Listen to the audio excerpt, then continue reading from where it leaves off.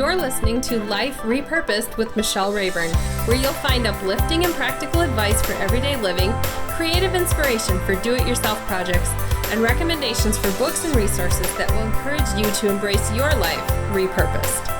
I'm your host, Michelle Rayburn. Welcome to episode number 17 of the Life Repurposed podcast.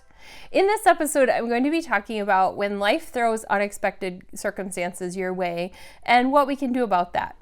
Now, for all of us, it's different, whatever those unexpected circumstances are, and our response is different. So you might know somebody who's gone through something similar to you, and you look at how they've responded, and they seem to just bounce back, like right away. And maybe it's just hanging on for you, the frustration or the grief or whatever you're going through. It's really important for us to acknowledge that each of us is on our own journey. Each of us processes things different. Every one of us has a different emotional response. And so I want to validate whatever you're feeling right now in your circumstances and just tell you that your journey doesn't have to be like someone else's. So in this episode, we're thinking about what happens when life is difficult and we didn't expect it to be. Now, this is really the heart of the message of the books I write, the Bible studies I write, this podcast. It really is the message I want to get out to people because I have not yet met somebody who hasn't gone through some hardship in life. And like I said, some of us seem to respond really well to it, and some of us have a really hard time with it. And so I want you to think about what's the circumstance in your life. Think about how you ended up where you are right now and what wasn't expected. So for some of my friends, it's that they're single right now and they didn't expect to be. Some of them expected they would meet somebody and marry by a certain age, and they never did. Some married and their spouse cheated on them and they are alone right now. Others have lost their spouse when their spouse passed away and they're alone and didn't expect to be. That's just one circumstance. When it comes to children, there are circumstances that several of my friends have gone through, and I know there are people listening who have been through, where it was like this journey of either being a parent or not being a parent was not what you expected. For some, your career is not what you expected. Maybe you lost a job and you didn't expect to be unemployed right now, or maybe you had a financial blow and you didn't expect that to come right now. Whatever it is a difficult situation that you are in, and I'm going to be giving you some tips shortly on how you can change your focus during that. But the reason that this came up was I was recently on a road trip to a writers' conference where I was teaching and meeting with people one-on-one. And on the way home, I had 6 hours in the car, so I decided to listen to a book. I actually own the book. I have the hard copy, but I hadn't gotten around to reading it, and the audio version was available at the library, so I put it on my phone and I listened to the whole thing on my ride home, and it wasn't what I expected. So I'm going to tell you about it right now. It's going to come up a little bit more in the resource at the end, but I want to tell you why this particular book was what made me think about this topic again. So this book is called Option B, Facing Adversity, Building Resilience, and Finding Joy. And it is by Sheryl Sandberg and also with Adam Grant, who's a friend of hers. And Sheryl Sandberg is actually, she's a New York Times bestselling author, but she is the chief operating officer at Facebook and author of Lean In, if you've seen that book. And she had also been president of online sales before at Google, chief of staff at the U.S. Treasury. She has a long story and a really interesting bio. And then Adam Grant is a psychologist and a professor at Wharton University. And so this book is really about, like what I said, the subtitle is perfect, Facing Adversity, Building Resilience, and Finding Joy. And I'm going to tell you a little bit about Sheryl's story here, and then I'll give you the resource at the end. But unexpectedly, on vacation, at the beach with kids back home with Grandpa and Grandma, and Sheryl and her husband on a vacation with friends and other couples. Her husband went to the gym to work out while she took a nap in a lounge chair by the beach, and he didn't come back from his workout, and they went and found him, and he had collapsed and died in the gym on vacation. And she tells the story in the book of how this sudden tragedy in her life affected her and the young children she had still at home. And I've heard her speak at a virtual conference that I attended, and she tells a little bit about that story. So that's a little bit of the background of why I'm thinking about this right now. But the fact that she titled her book Option B is what I really found resonating with me, because we sometimes call this Plan B. And it's not really a Plan B if it wasn't in my plans. It's the new option that I didn't expect, but it is not in my plan. So we have a plan A, and we have an idea of how our life and our career and our relationships and all those things are going to go, how our health is going to go. And then sometimes something comes along that changes it. It's not really plan B, because we have to look at this new option and figure out the plan. Usually when a curveball is thrown, and I'm using a cliche, but that's a good word. A curveball is unexpected. It goes the direction that we didn't expect. When that comes along, we have to figure out the new plan. And so we have the option of responding in a way that leads to healthy choices, or we have the option of just curling up and withdrawing from the world. And so it's difficult because other people might place expectations on us about how we should respond in the case of a tragedy. And Cheryl tells that story in her book, just talking about how other people expected certain things. She talks about going to work after losing her husband, and he was an executive at SurveyMonkey. I think he maybe was at Google before, but he was at SurveyMonkey, which is a software company. And so they were really high up in their own companies, and what it's like to go to work and lead other people after having gone through this in her life, of finding a new routine and waking up in the morning alone, and all these things that were part of the change. This is really the reality of life when there's a change. And so I'm bringing awareness to this because I want you to feel comfortable in reaching out to people for help if you're in the middle of something that you didn't expect. I want you to feel comfortable in the idea that your response isn't necessarily the response of somebody else, and that they are going to maybe place expectations on you, and it's okay for you to process in the way that you're processing. Also, I want you to be encouraged by knowing that other people are here to stand with you in the middle of this, even if it feels like people have forgotten about you and haven't noticed that you're in the middle of a difficult time. When you speak up and reach out to somebody, the closest people are there. It's just that they might be moving on and scurrying around with their lives. And I'm not endorsing that, and I'm not saying it's okay. I'm just saying that's the reality, is that your friends and your closest family members, people might not notice what you're going through. And I want you to be real and let people know you're struggling. That's the hardest thing to do. We want to just move on and pretend like it's normal, or we don't want to bother people with what we're going through. And the more we do that, the more we actually encourage people to pretend like everything's okay. And so in doing that, we actually make them forget about the tragedy that we're in the middle of. So be real, be honest with your feelings. And in the upcoming section, I'm going to give you a couple of tips for what to do if you're dealing with the biggest struggle you've ever had to go through. So for Life Repurposed, I want to give 3 tips for how you can process through if you're in the middle of a circumstance that wasn't of your planning, and if you're in the middle of a difficult time. So I'm going to give 3, and they're going to be the ABCs, just because it's just easier to have an acronym to remember. So the first one, A, is acknowledge feelings. It's really important if you're going to experience life repurposed, like have a new start from here, and you're going to experience healing, and you're going to move on from this and have some new joyful experiences. It's really important for you to acknowledge your feelings.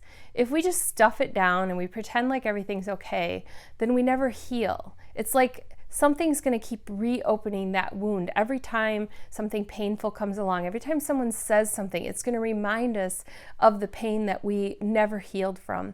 So it's very important to be honest about your feelings. For a lot of people, it's journaling. And I've talked about this in another podcast. I don't know the episode number, but I will put it in the show notes. My writer friend, Mary Potter Kenyon, has a journal book that she wrote, and I featured that in a podcast where she talks about journaling through the process of losing her husband. For some people, it's talking with friends, and it's processing with a counselor or something like that. But it's really acknowledging how I feel in this moment. Do I feel frustrated? Do I feel broken? Am I grieving? All of those things. It's so important for us to acknowledge our feelings. The second thing that's important is be honest with others. If somebody says, "How are you?" and you're not fine, it's not great to say, "I'm fine." I do this all the time myself. I totally understand how it can happen. Sometimes I don't want to go into all the detail that would go along with telling somebody I'm not fine. Sometimes I don't want to have to answer all the questions. If I say I'm struggling, they don't know. They read a story in their head. Is it her marriage? Is it her work? Is it her relationships? Is it her health? What is it? And they want the story. So we want to make it simple and not complicated. So somebody says, "How are you doing?" We say, "I'm okay."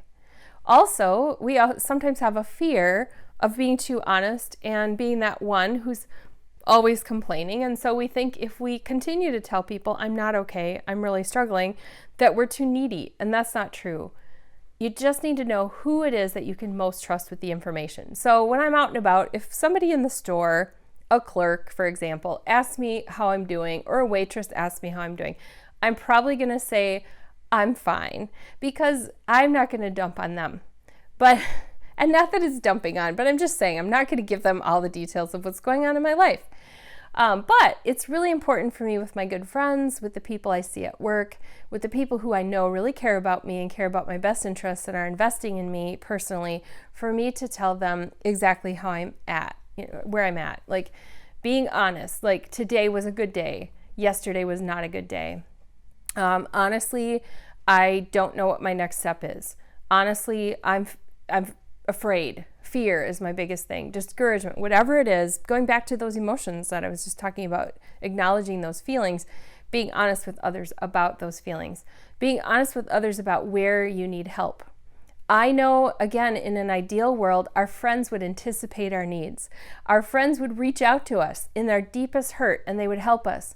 But they are so preoccupied with their own hurt and their own struggle, and maybe they're not being real with you. Maybe they're in the middle of the deepest hurt they've ever had, and or maybe they're experiencing depression, and they don't even know how to reach out for help, and so they're not offering anything to you either. This is what happens when we stuff down our feelings about our difficulties. So it's important for us to be okay with reaching out to other people and just saying, "I'm not okay," and not feeling like everyone has to read our mind and anticipate. And I know that would be ideal. Ideally, my friends would sense what's wrong with me and would know what to say, but that is just not true. And so it is okay for us to ask for help, to be honest about our feelings with others and be honest about our struggle, and to not place it on them and expect that they're going to have all the compassion and the empathy and the things that we need them to have without us telling them we need that. So acknowledge our feelings, be honest with others. And then 3, I was thinking for C, I was thinking coffee and chocolate, and those are not the things, but I do enjoy those when I'm stressed, just to be honest with my feelings. But anyway, C is change what you can. It's really important for us to know what we have the ability to change and what we don't. So we do not have the ability to change the past. We can't play it over and over in our heads and then the replay suddenly finally goes the way we want it to go. It just doesn't work that way. We can't always change the response other people have to us. We can't fix their feelings. We can't fix what they say. We can't always change the way our kids respond to something. Maybe we can't change what happened at work and whatever led to losing a job, but we can change the future. We can change how we respond to it. We can change figure out what's triggering me to continually feel discouraged. Maybe it's that I need to take one step towards moving forward, even though that's a hard thing to do, but that is something I can do. Maybe it's a small change when it comes to relationships. Maybe there's somebody that's just toxic that is not helping me, and I need to put some pause on that relationship for a while and really invest in the relationships that I know will lead to healing right now. Whatever it is, change what you can, and be aware of where you're trying to change circumstances that you can't change. I'm a fixer. I'm also somebody who likes to be in control. So I often catch myself trying to change things that are about outside of my ability to change. I might be trying to change my family members instead of changing my own response or my own thoughts or my own attitudes. So A, acknowledge your feelings. B, be honest with others. And C, change what you can. And these will be the first steps that will help you to move forward with discovering life repurposed after dealing with a situation, a tragedy that has caused you to have to figure out a new plan for life. For our resources this time, I do want to recommend Cheryl's book, Option B. And this is a really good, I'm going to hold up the cover for those who are looking at the video so that you can see it. This is a really good book in that you walk through a journey with Cheryl and process how she's feeling. And she doesn't necessarily come from a biblical worldview. And I think a lot of us want to find books that are really Christian and really biblical and those are really important. In fact, the Bible itself is like probably the number one resource that it is the number one resource I can recommend for us to turn to if you're in the middle of a difficult time and you need encouragement. I recommend that.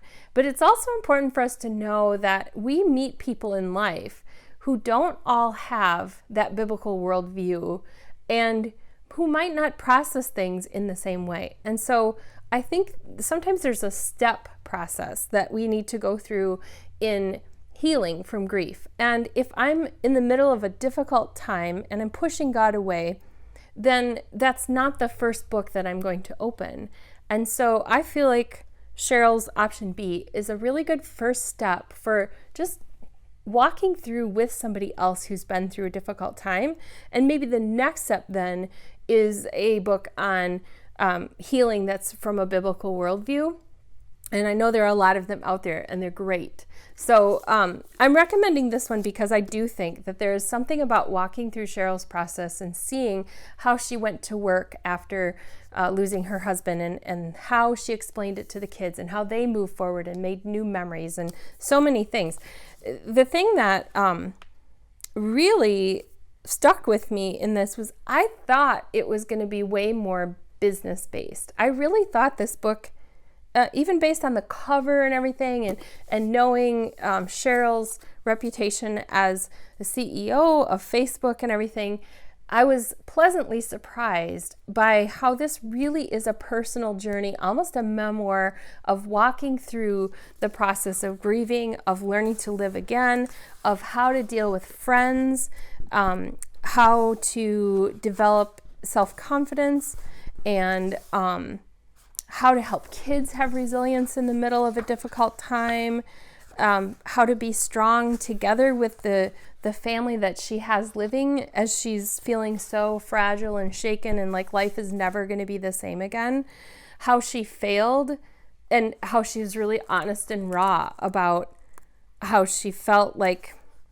I'm not handling this right, a breakdown maybe in the middle of a meeting at work, tears coming when she didn't want them to come, all of those things. I just love how she was really raw and honest in the book and how she learned to laugh again and talked about moving on and even developing new friendships, new relationships, how her friends responded, how family responded to the idea that she might want to start dating again after having gone through this loss.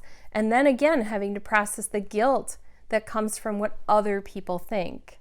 And so I recommend Option B if you or somebody you know is learning to live life repurposed and just figuring out how to face a difficult time, how to become resilient, how to find joy.